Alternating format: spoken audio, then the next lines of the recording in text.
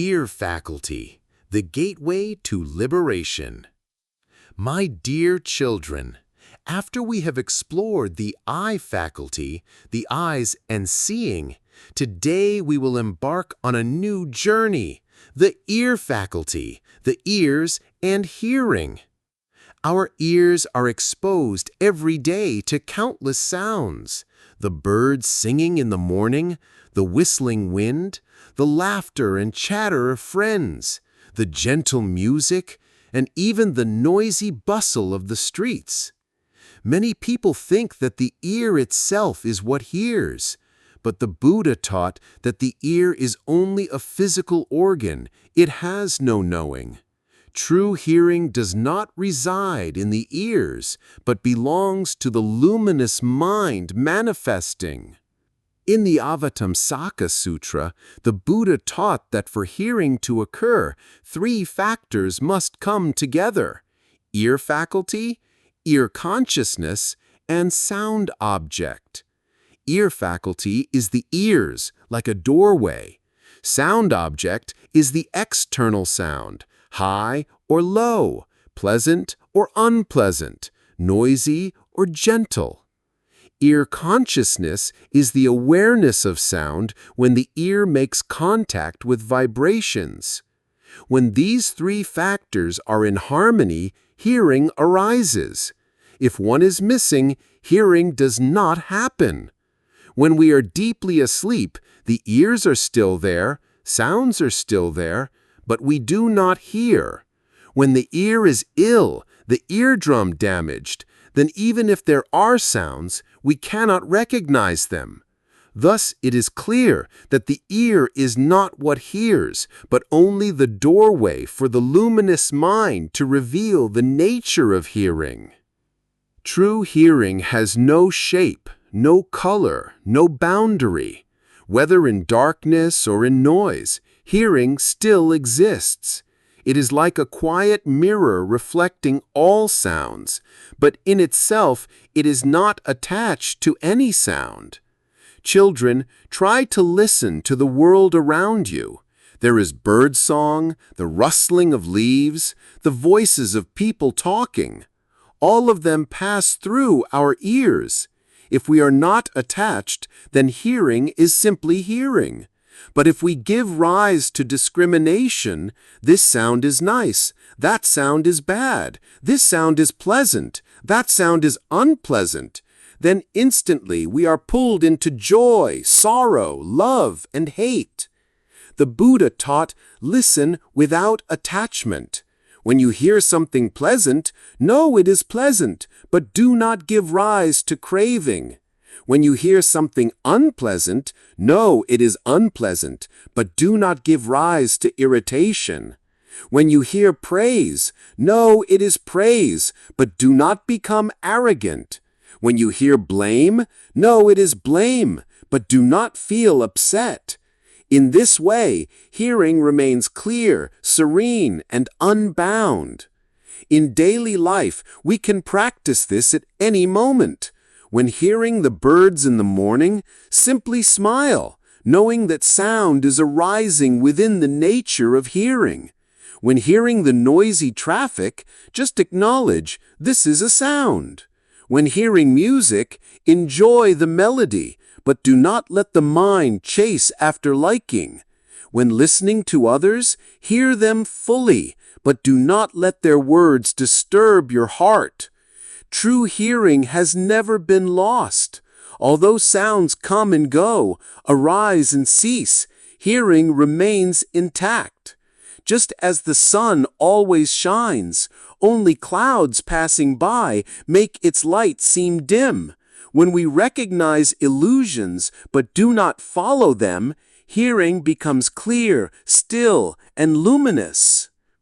My dear children, to understand the ear faculty more deeply, let us enter practice. The Buddha taught that listening in mindfulness is a wondrous method to return to the true mind. In the monastery, whenever the bell resounds, its sound spreads far, solemn and deep, then gradually fades into space. Practitioners do not only hear the bell with their ears, but also listen with their entire hearts. The bell reminds us to let go of all worries, to return to the present moment. When hearing, just hear, without adding, without discriminating. The sound arises and then fades, leaving stillness in the heart. In that stillness, we touch profound peace. When sitting quietly, we can also listen to our own breath. Breathing in? No, you are breathing in. Breathing out? No, you are breathing out. Breath has no sound, yet attending to it is a form of listening. Listening to life unfolding within the body. Listening to each breath nurturing well-being. Sometimes we practice listening to silence itself. Sitting amidst nature without seeking any particular sound. We just listen to the silence around us. In that silence, the mind becomes clear, light, like a still lake. Silence is not nothingness, but the very ground from which all sounds arise and into which they fade. When we can hear silence, we realize the nature of hearing has never been absent, whether sound is present or not. Practicing listening also helps us open our hearts to others. When someone is suffering, simply listening with full presence, without judgment, without interrupting, already soothes them greatly. This too is practicing the ear faculty, listening not only with the ears, but with a mindful and compassionate heart. Children, in every bell sound, in every breath, in every pause of silence, true hearing is always present. Let us practice listening without attachment, listening to return to the clear stillness in the heart. That is the gateway for us to be free from bondage of sounds, to live peacefully and walk on the path of awakening. My dear ones, the ears are the gateway for us to contact the countless sounds of life. But remember, the ears are not hearing. They are only a means. Sounds are not hearing. They are only conditions. True hearing belongs to the luminous awareness, never born, never dying. When we mistake the ear for hearing, we are swept away by sounds. Hearing praise, we feel happy. Hearing criticism, we feel sad. Hearing noise, we feel annoyed.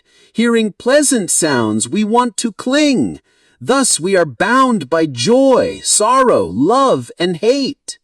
But when we are mindful, just listening without attachment, then every sound becomes a chance to return to clarity and stillness within.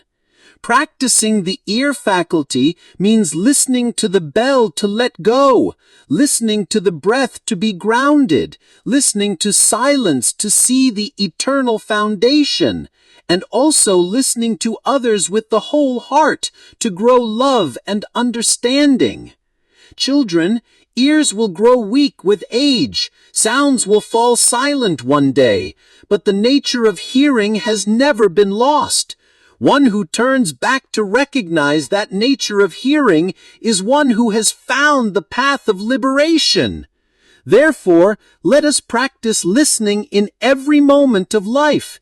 Hear the wind and know the wind is blowing. Hear the rain and know the rain is falling.